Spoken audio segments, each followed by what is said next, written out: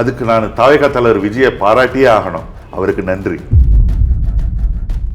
Sir, இவ்வளோ நாள் நாங்கள் உங்களை வந்து ரொம்ப சக்ஸஸ்ஃபுல்லான ஒரு பிஸ்னஸ் மேனாக பார்த்துருக்கோம். அதே சமயத்தில் ஒரு ஃப்ரெண்டாக, ஃபேமிலியில் இருக்க ஒரு மெம்பராக நிறைய மோட்டிவேஷன் கொடுத்துட்டே இருந்திருக்கீங்க. இப்போ சமீபத்தில் அரசியல் பேசுறதுக்கான காரணம் என்ன சார்? பார்த்தீங்களா? ஆமாம், எவ்வளோ பேர் பார்த்துட்டு இருக்காங்க, எவ்வளோ கமெண்ட்ஸ் படிச்சிருப்பீங்க. ஓகே. சமூக அக்கறை மட்டும்தான் காரணம். இது வரைக்கும் நடந்த தேர்தல் மாதிரி இல்லை 2026 நடக்க போகிற தேர்தல். பொதுவாகவே தமிழ்நாட்டில் வாக்கு சதவீதம் 60லேருந்து 65% வந்தாலே அது பெரிய இம்பாக்டை கொடுக்கும். இந்த தேர்தலில் புது வாக்காளர்களுடைய பங்கு 27% அதிகரிக்கும்னு சொல்லப்படுது.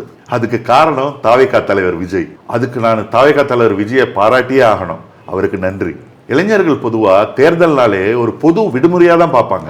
வெயில்ல போய் வரிசையில நின்று ஓட்டு போடணுமான்னு நினைப்பாங்க. என்னுடைய ஒரு ஓட்டால என்ன பெரிய மாற்றம் வரும்னு நினைச்சு வாக்குச்சாவடி பக்கமே போக மாட்டாங்க. ஆனா இந்த தடவை தாவேகா தலைவரால தமிழ்நாட்டில் வாக்கு சதவீதம் அதிகரிக்கும். ஆனா அந்த வாக்குகள் யாருக்கு போகணும்னு அறிவுறுத்துற தேவை இங்க இருக்கு. அதற்கான முயற்சி தான் என்னுடைய அந்த பதிவுகள். நல்லது செய்யணும்னு நினைச்ச அரசியலுக்கு வர்றவங்களை நான் எப்பவும் வரவேற்கிறேன்.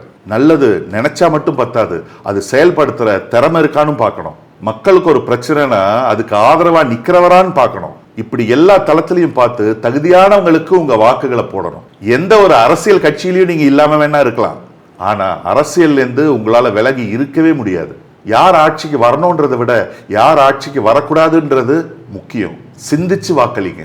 வாழ்க தமிழ், வளர்க தமிழ்நாடு. Super sir.